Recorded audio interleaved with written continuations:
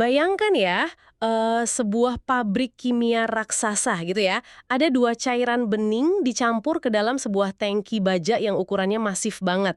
Kelihatannya sih pasti tenang-tenang aja dari luar. Nah, iya kan? Buat Anda yang mungkin berdiri mengamati dari jauh, kelihatannya semuanya berjalan lancar. Cairan bertemu cairan, nggak ada percikan, nggak ada asap. Padahal di tingkat mikroskopis itu ceritanya beda total. Betul, karena secara matematis, kalau insinyur di pabrik itu meleset sedikit saja menghitung prediksi volume campuran mereka, katakanlah meleset cuma 3% gitu, tangki raksasa itu bisa tiba-tiba mengalami lonjakan tekanan fatal dan meledak. Ya kenyataannya memang sering kali brutal ya di tingkat molekuler. Kita tuh terbiasa melihat produk akhir yang mulus, seolah-olah cairan yang dicampur itu langsung berdamai gitu aja. Padahal mereka lagi perang di dalam sana, ya. Persis. Kalau Anda bisa memperbesar pemandangan ke dalam tangki itu, proses pencampuran adalah medan pertempuran sungguhan. Ada molekul yang saling tarik-menarik dengan agresif, ada yang tolak-menolak, ada juga yang berebut ruang kosong. Dan persis itulah misi eksplorasi materi kita hari ini. Untuk Anda, pendengar kita yang selalu penasaran sama cara kerja dunia di balik layar kasat mata. Eksplorasi yang sangat krusial menurut saya. Ya, penelusuran mendalam kita kali ini bersumber dari sebuah literatur teknis, tepatnya bab 10 dari teks dasar termodinamika mengenai kerangka termodinamika larutan. Terdengar berat, tapi kita akan buat ini sederhana. Harus itu. Tujuan kita hari ini bukan buat menghafal rumus, tapi mengekstrak wawasan emas tentang gimana sih ilmuwan mengendalikan kekacauan cairan ini tanpa harus tenggelam dalam lautan persamaan matematika. Dan yang paling ironis ya, untuk bisa mengontrol realitas yang sangat buas ini, ilmu pengetahuan justru harus memulainya dari sebuah skenario yang fiktif. Nah, fiktif. Anda menyentuh paradoks terbesarnya ini. Maksudnya, untuk mengukur seberapa kacau dunia nyata, ilmuwan termodinamika tuh harus bikin garis dasar atau baseline imajiner dulu kan? Betul sekali. Semacam skenario idealis di mana semuanya berjalan sempurna tanpa cacat. Di dalam teks yang kita bahas, konsep ini disebut sebagai model larutan ideal. Model larutan ideal. Berarti kita sedang membicarakan kondisi molekul yang kelewat sempurna ya. Tapi tunggu, kalau ini cuma teori, apa dong aturan main di dunia fiksi ini? Aturannya sebenarnya sangat kaku, tapi elegan. Kalau dua cairan dicampur dalam model larutan ideal ini, ada dua parameter fisik yang mutlak nggak boleh berubah. Oke, apa yang pertama? Pertama itu entalpinya. Anda bisa membayangkan entalpi ini tuh kayak total energi panas internal dari zat tersebut. Jadi panasnya konstan gitu. Ya, saat mereka bertemu, nggak ada panas yang diserap dan nggak ada panas yang dilepaskan. Suhu sistemnya tuh sama sekali nggak bergeming. Oh wow, berarti nggak ada reaksi eksotermik yang bikin tangki tiba-tiba mendidih atau endotermik yang bikin membeku ya, sangat stabil. Terus aturan keduanya apa tuh? Aturan kedua ini soal volume, yang seringkali jadi masalah mematikan di pabrik. Dalam model ideal, kalau Anda menuangkan persis 1 liter cairan A ke dalam 1 liter cairan B, hasilnya secara matematis harus tepat 2 liter. Nggak boleh kurang, nggak boleh lebih. Nggak boleh. Nggak ada penyusutan, nggak ada pemuaian. Ruang yang mereka tempati di dalam tangki itu murni cuma penjumlahan sederhana dari bagian-bagiannya saja. Oke, tapi bentar, ini memunculkan pertanyaan yang cukup mengganjal buat saya. Kalau nggak ada energi panas yang mendorong mereka dan nggak ada dorongan volume sama sekali, terus apa dong motivasinya? Maksudnya motivasi mereka bercampur. Iya, kenapa cairan A dan cairan B ini mau repot-repot berbaur satu sama lain? Bukankah alam semesta itu butuh semacam dorongan energi buat melakukan sebuah pekerjaan? Wah, itu insting fisika yang sangat tajam tuh. Anda benar. Pasti harus ada sesuatu yang menggerakkan sistem ini. Dan satu-satunya pendorong dalam model ideal ini murni cuma peningkatan entropi. Entropi. Keacakan ya? Tepat. Entropi adalah ukuran keacakan alam semesta. Molekul itu pada dasarnya secara alami menyukai ketidakteraturan. Jadi mereka pengen berantakan aja gitu. Udi. Ah, saya paham. Nah, dari fondasi inilah, teks kita lalu memperkenalkan sebuah hukum krusial yang disebut aturan Lewis-Randall. Aturan Lewis-Randall. Namanya malah kedengeran kayak hukum kontrak antar perusahaan ya. Apa ini berarti ada semacam perjanjian proporsional antar molekul pas mereka mutusin buat campur? Analogi kontrak itu sebenarnya sangat pas. Aturan ini sangat bergantung sama konsep yang disebut fugasitas. Fugasitas. Jujur aja, saya yakin Anda yang mendengarkan ini, dan juga saya sendiri, ngerasa kata fugasitas itu kedengeran kayak spesies jamur gitu. Iya, memang istilahnya agak aneh terdengarnya. Bisa tolong diterjemahkan ke bahasa manusia sehari-hari nggak? Bisa, bisa. Jadi, fugasitas itu pada dasarnya adalah seberapa gatal sebuah molekul ingin melarikan diri dari wujud cairnya dan berubah jadi gas. Gatal ingin kabur. Iya. Bayangkan Anda buka botol parfum mahal di sudut ruangan. Fugasitas itu adalah dorongan molekul wangi tersebut untuk terbang meninggalkan cairan parfumnya dan merambat masuk ke hidung Anda. Oh, daya dorong untuk kabur berarti semakin tinggi fugasitasnya, semakin ingin cairan itu menguap ya? 100% betul. Aturan Lois Randall ini menyatakan kalau di dalam larutan ideal, tingkat kegatalan atau fugasitas tiap zat itu berbanding lurus secara sempurna dengan fraksi molnya. Fraksi mol itu porsinya di dalam campuran kan? Betul porsinya. Jadi gini, kalau sebuah zat itu menyusun tepat 30% dari campuran ideal, maka dorongannya buat kabur atau menguap adalah persis 30% dari dorongannya saat dia masih di dalam botolnya sendiri. Proporsinya sangat linear dan adil ya? Sangat adil. Teks kita menyebutkan kalau ini sangat berlaku untuk zat dengan ukuran molekul dan sifat yang mirip, kayak bertetangga gitu.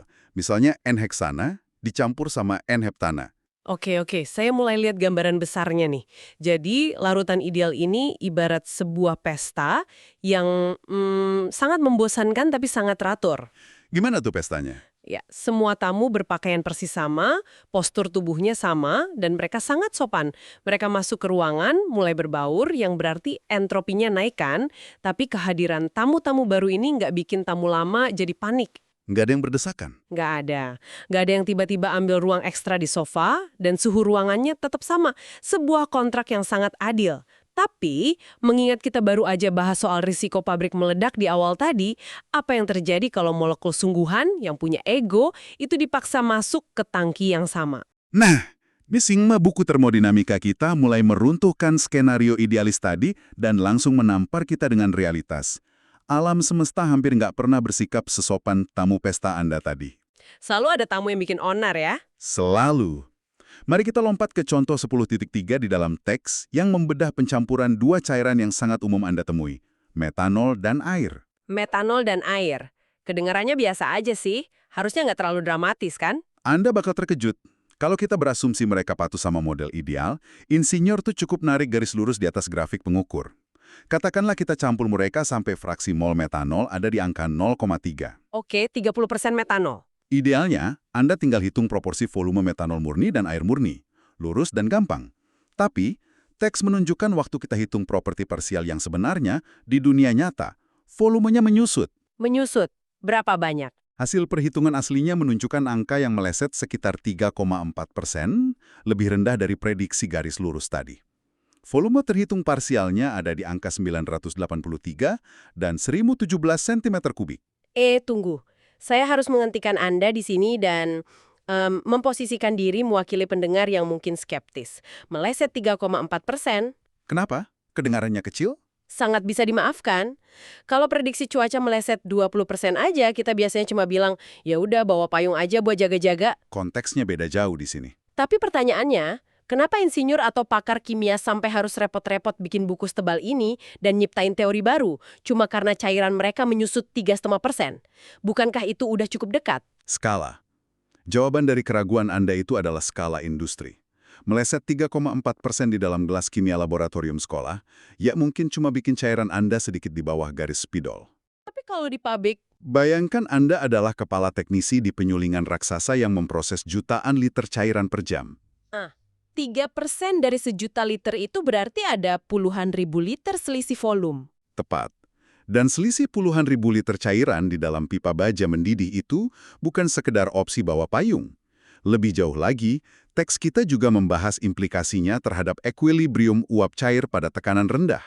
Gimana tuh implikasinya? Koefisien fugasitas uapnya itu dihitung mengalami penyimpangan di angka 0,987 dan 0,983 dari keadaan gas ideal murni. Bentar. Sebelum pendengar kita mulai ngerasa kayak lagi duduk ujian kimia di kampus, mari kita singkirkan sejenak istilah berat kayak equilibrium uap cair ini. Inti yang Anda bicarakan ini soal tekanan gas yang terperangkap di dalam ruang tertutup kan? Persis. Maaf kalau saya tadi terlalu teknis bahasanya. Inti mekanismenya tuh begini. Waktu metanol dan air dicampur, mereka nggak cuma duduk berdampingan. Terus mereka ngapain? Molekul air itu kan punya jaringan ikatan hidrogen yang kompleks, ngebentuk semacam struktur rongga 3 dimensi. Nah, molekul metanol yang sedikit beda ukurannya, tiba-tiba menyelip dan menyusup masuk ke rongga-rongga kosong di antara molekul air itu. Ah, kayak kalau kita menuangkan pasir ke dalam ember yang udah penuh sama batu koral. Wah, itu metafora yang sempurna. Pasirnya bakal ngisi celah-celahnya, jadi volume totalnya pasti lebih kecil daripada kalau kita nambahin volume batu dan pasir di ember terpisah. Betul sekali. Molekul metanol ini ngisi celah itu, makanya volume totalnya menyusut 3,4%. Dan masalah utamanya, saat struktur ini menegang atau menyusut, tekanan gas yang ingin melarikan diri atau fugasitas tadi Dia juga ikut berubah. berubah dengan cara yang nggak linier. Kalau insinyur mendesain ketebalan tangki atau katup tekanan cuma pakai hitungan garis lurus yang ideal tadi, tangkinya ndak akan sanggup nahan tekanan uap aktual yang tiba-tiba melonjak. Karena molekul-molekul ini saling memanipulasi ruang ya. Ya, dan ujung-ujungnya, Ledakan. jadi 3,4% itu bukan sekedar error matematis. Itu adalah batas antara pabrik yang aman dan bencana industri. Kalau gitu, karena penyimpangan sekecil ini punya efek domino mematikan, para ilmuwan termodinamika kan nggak mungkin cuma duduk diam dan ngeluh. Mereka pasti nyiptain alat buat melacak penyusupan pasir ke koral ini kan? Tentu saja, Gimana caranya mereka memantau benturan ego molekul ini di atas kertas? mereka menciptakan sebuah kerangka analitis yang menurut saya adalah salah satu penemuan paling elegan di bidang ini. Namanya properti berlebih atau excess properties. Properti berlebih. Namanya lumayan dramatis ya. Di dalam literatur, ini sering ditandai dengan huruf E besar berbentuk superscript di atas variabelnya. Misalnya, G pangkat E untuk energi Gibbs berlebih, H pangkat E untuk entalpi berlebih, dan S pangkat E untuk entropi berlebih. Oke, tapi gimana persisnya kita mendefinisikan berlebih di sini? Apa ini sisa energi yang tumpah atau gimana? Formulanya sangat sederhana. Nilai properti dari campuran di dunia nyata dikurangi dengan nilai properti dari model larutan ideal yang fiktif tadi. Cuma aktual dikurangi ideal. Sesederhana itu. Iya, tapi yang bikin properti berlebih ini unik adalah fokus lasernya. Anda mungkin pernah dengar istilah sifat residual buat ngukur deviasi gas ideal. Properti berlebih ini beda. Bedanya di mana? Matriks ini secara spesifik dan eksklusif murni cuma memotret drama interaksi antar spesies yang berbeda saat mereka saling bercampur. Jadi, kalau nggak ada spesies asing yang datang mencampuri, berarti nggak ada drama. Tepat. Kalau cairan itu murni, misalnya tangki isinya cuma air murni, nilai properti berlebihnya secara otomatis adalah nol mutlak. Metrik ini cuma hidup waktu ada pertemuan dua zat. Wah, saya suka banget konsep ini. Berarti properti berlebih ini pada dasarnya adalah struktur biaya tersembunyi, atau katakanlah pajak drama gitu ya. Pajak drama. Iya kan? Waktu dua bahan kimia yang punya ego tadi dipaksa tinggal bareng di satu apartemen, model ideal ngasih tahu kita harga sewanya. Nah, properti berlebih ini adalah tagihan tambahan karena mereka merusak perabotan. Analogi yang sangat cemerlang. Dan formula ini memungkinkan kita menghitung persis berapa pajaknya. Teks ini bahkan ngasih demonstrasi matematis yang mengagumkan tentang gimana ilmuwan mengaudit pajak ini di contoh 10.11. Boleh diceritain detailnya? Mari kita bedah kasus campuran equimolar yang artinya rasio campurannya persis 50-50 antara benzena dan N-heksana pada suhu 323,15 Kelvin. Benzena dan heksana dengan kekuatan seimbang, 50-50. Apa yang tertulis di struk tagihan pajaknya tuh? Ilmuwan memulainya dengan ngukur apa yang disebut kapasitas panas berlebih pada tekanan konstan. Nilainya cukup kecil, cuma minus 2,86 Joule per mol Kelvin. Cuma minus 2, sekian. Kelihatannya itu cuma titik data kecil yang nggak signifikan ya. Kelihatannya begitu. Tapi, cuma bermodal satu data tunggal ini, ditambah data referensi entalpi di suhu lain, ilmuwan bisa menjalankan serangkaian persamaan diferensial. Terus hasil akhirnya gimana? Mereka bisa menurunkan seluruh profil termodinamika campuran itu. Mereka menemukan kalau energi Gibbs berlebihnya adalah 344,4 Joule per mol dan entalpi berlebihnya melesat ke angka 826,4 Joule per mol. Tunggu. Anda kehilangan saya di sini. Gimana ceritanya satu angka kecil negatif 2,86 itu secara ajaib melahirkan tangka ratusan joule nih kategori energi lainnya? Terdengar mustahil ya? Itu terdengar kayak sulap alkimia. Bisa tolong jelasin gimana persamaan diferensial ini bekerja tanpa pakai matematika rumit? Gini, termodinamika itu ibarat jaring laba-laba raksasa yang sangat-sangat sensitif. Semua parameter energi, kayak suhu, volume, entalpi, entropi, energi Gibbs, itu adalah simpul-simpul yang saling terhubung erat oleh jaring tersebut. Oke, jaring laba-laba. Saya bisa bayangin itu. Nah, kalau Anda menarik satu benang saja, misalnya ngukur gimana kapasitas panas menyimpang di angka negatif 2,86 tadi, seluruh jaring itu bakal bergetar dengan pola yang terukur. Dan persamaannya itu yang baca getarannya. Tepat!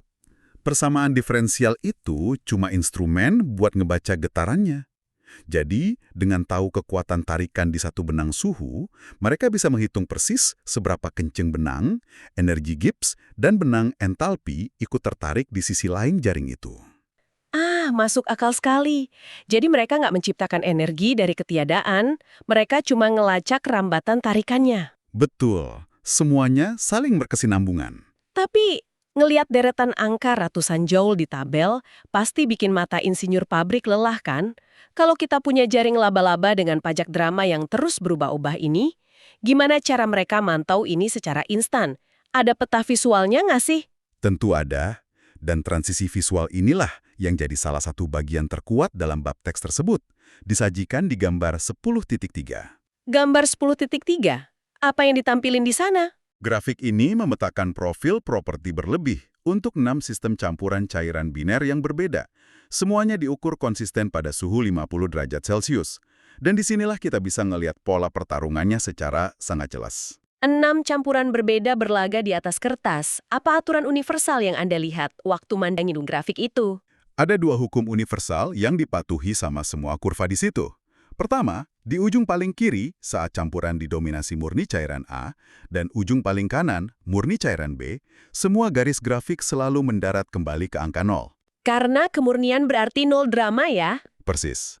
Aturan universal kedua, titik ekstrim dari deviasi ini, entah itu puncak gunung yang tertinggi atau lembah jurang yang terdalam, hampir selalu meledak tepat di bagian tengah grafik, yaitu waktu rasionya mendekati 50-50. Sangat logis, perang paling parah pasti terjadi waktu kedua pasukan punya jumlah tentara yang sama besar kan? Nggak ada yang mau ngalah. Betul sekali. Tapi itu kan aturan umumnya. Tadi Anda sempat singgung soal ego dan kekacauan. Di mana letak individualisme cairan ini terlihat di grafik? Kekacauan itu baru muncul pas Anda membedah jenis energi yang dipetakan. Kalau kita lihat grafik buat energi Gibbs berlebih atau G⁻E, hampir semua campuran yang diuji itu nunjukin kurva parabola melengkung yang rapi banget. Bentuknya kayak bukit kecil yang mulus gitu. Iya. Energi Gibbs ini kan mengontrol equilibrium keseluruhan, jadi dia cenderung menjaga semuanya tetap simetris dan teratur. Tapi coba Anda pindahkan pandangan ke grafik entalpi berlebih atau H⁻E dan entropi berlebih. Wah, bentuknya beda. Bentuknya jadi sangat individualistis, liar, dan asimetris. Berarti energi Gibbs ini kayak mediator yang nyoba ngerapihin grafik, tapi entalpi, si pemegang kendali panas, nolak buat patuh ya. Kurva macam apa yang kita hadapin di sini? Anda harus lihat pengecualian yang paling ekstrim. Yang sayangnya, ini juga campuran yang paling sering kita konsumsi dan proses sehari-hari. Campuran etanol dan air. Alkohol dan air, minuman dasar umat manusia dan pelarut industri nomor 1. Emang apa yang aneh dari grafik mereka? Kalau sistem lain itu masih membentuk semacam kurva parabola, entah itu menyerap panas jadi bukit atau ngelepas panas jadi lembah, sistem etanol dan air ini menghancurkan pola itu sama sekali. Maksudnya menghancurkan gimana? Grafik entalpi berlebihnya nggak ngebentuk kurva tunggal. Dia itu bergerak naik menyerap panas, berbelok melintasi garis nol, terus meliuk tajam ke bawah melepaskan panas. Tunggu, meliuk. Iya, Bentuk sesuatu yang sangat mirip dengan huruf S yang melintang di grafik. Loh, huruf S? Itu kan secara fisik kayaknya nggak masuk akal deh. Kalau cairan lain setuju buat bikin bukit atau lembah yang rapi, kenapa air dan alkohol malah meliuk-liuk ngebentuk huruf S? Nah, kebingungan Anda ini adalah inti dari kenapa termodinamika cairan itu sangat menantang. Bentuk S yang aneh ini tuh nggak muncul dari ketiadaan. Terus dari mana? Dia itu manifestasi makroskopis dari perebutan dominasi struktur di tingkat molekuler. Coba kita pakai tamsil balok mainan biar gampang. Oke, balok mainan gimana tuh? Bayangkan molekul air itu sebagai balok Lego magnetis yang saling menempel kuat karena ada ikatan hidrogennya. Terus, molekul alkohol itu sebagai balok kayu yang jauh lebih besar. Sip, terbayang. Lego magnetik lawan balok kayu besar. Waktu Anda masukin sedikit alkohol ke dalam lautan air, balok kayu ini menghancurkan sebagian susunan magnet Lego tadi. Menghancurkan susunan ini kan butuh energi, jadi sistemnya menyerap panas. Kurvanya naik ke atas. Masuk akal. Terus bagian bawahnya? Saat Anda membalik kondisinya, misalnya masukin sedikit air ke tangki yang didominasi alkohol, ikatan magnet Lego air yang kuat ini bereaksi kayak lem yang menjepit struktur balok kayu yang tadinya longgar. Wah, Proses ini menstabilkan sistem dan justru melepaskan banyak banget panas. Makanya kurvanya menukik tajam ke bawah. luar biasa. Jadi bentuk S itu terjadi karena pihak mana yang mendominasi campuran secara harfiah bakal ngubah cara panas dilepaskan atau diserap ya. Benar sekali. Jadi dia nggak sekedar bercampur, dia itu bertransisi dari satu mode mekanis ke mode mekanis lainnya. Fase transisi struktural. Persis. Mekanisme dominasi inilah yang nyiptain kurva S itu. Dan ini pelajaran puncaknya. Kalau seorang insinyur yang ngerancang reaktor pabrik bir raksasa cuma nebak-nebak perubahan panas ini pakai garis lurus ideal, sistem pendingin reaktornya bakal gagal total. Karena panasnya gerak berlawanan arah dari prediksi logika biasa ya. Betul, properti berlebih ini bukan sekedar alat lacak biasa. Dia itu penerjemah bahasa alam semesta yang nolok tunduk pada asumsi naif manusia. Sangat mencerahkan. Jadi, apa dong makna dari semua ini buat Anda, pendengar kita yang terus nyari tahu esensi di balik layar? Mari kita rangkum perjalanan eksplorasi materi kita hari ini ya. Silakan. Kita tadi mulai dari konsep model larutan ideal, sebuah fondasi teoretis fiktif di mana molekul diasumsikan bercampur tanpa ngubah panas atau volume secara egois, murni karena mereka suka keacakan entropi aja. Baseline kesempurnaan. Tapi kita langsung dihadapkan pada kenyataan kalau molekul di dunia nyata tuh jauh lebih keras kepala. Terbukti dari deviasi volume metanol dan air yang menyusut gara-gara molekul kecil menyelip ke rongga kosong. Deviasi 3,4% ini, meski kedengarannya sepele, adalah selisih yang bisa ngehancurin tangki jutaan dolar di pabrik. Benar. Dari situ kita belajar gimana ilmuwan merespon. Bukan dengan nyerah pada kekacauan, tapi memetakannya pakai properti berlebih. Matriks akurat buat nagih pajak drama molekuler, yang bisa dilihat jelas lewat kurva liar, bahkan kurva bentuk S dari alkohol dan air gara-gara perebutan dominasi struktur. Pembelajaran dari teks ini membuktikan satu kaidah utama. Mengejar kesempurnaan teori itu krusial sebagai fondasi awal. Anda harus tahu dulu bentuk garis lurus itu kayak apa. Iya, setuju bahwa kita ke satu pemikiran provokatif terakhir nih, yang pengen saya tinggalkan buat Anda renungkan. Apa tuh pemikirannya? Teks bab 10 yang kita bedah hari ini kan ngajarin kita cara mendiagnosis dan ngukur penyimpangan atau properti berlebih ini setelah campurannya terjadi. Kita ngelihat ini dari kacamata defensif, sebagai pajak drama yang harus dihitung atau potensi ledakan yang harus dicegah. Betul, selalu reaktif. Nah, coba bayangkan masa depan sains rekayasa material. Gimana kalau kita membalik proses ini 180 derajat? Membaliknya gimana maksudnya? Kalau beberapa bahan kimia secara alami menghasilkan anomali panas ekstrem, atau kurva volume yang melengkung saat dicampur, mungkinkah suatu hari nanti ada sistem AI prediktif yang canggih yang nggak cuma ngedeteksi deviasi ini, tapi secara spesifik merancang campuran cairan baru murni buat mengeksploitasi properti berlebih yang liar ini? Wow, sengaja memanfaatkan anomali itu. Iya, bayangkan AI meracik dua cairan rekayasa yang kalau disatukan ngehasilin defisit energi Gibbs yang begitu masif sampai campurannya bereaksi jadi semacam spons kuantum yang bisa nyedot bertonton karbon dari atmosfer secara instan. Atau bikin baterai cair jenis baru. Nah, itu. menciptakan fluida baterai dengan kurva deviasi entalpi yang sangat tinggi, sampai dia bisa nyimpen energi panas bumi dengan tingkat efisiensi yang saat ini kita pikir mustahil. Itu masa depan yang sangat masuk akal dan sangat luar biasa. Suatu hari nanti, kita mungkin nggak akan lagi sekedar mencegah penyimpangan molekul. Kita mungkin akan mempersenjatai pajak drama tersebut untuk memperbaiki planet ini. Sebuah pemikiran yang patut Anda eksplorasi sendiri besok pagi saat Anda menuangkan gula ke dalam kopi Anda dan menyadari bahwa di dalam gelas kecil itu sebuah peperangan struktural sedang menanti untuk diukur. Terima kasih telah mendengarkan penelusuran mendalam kami hari ini.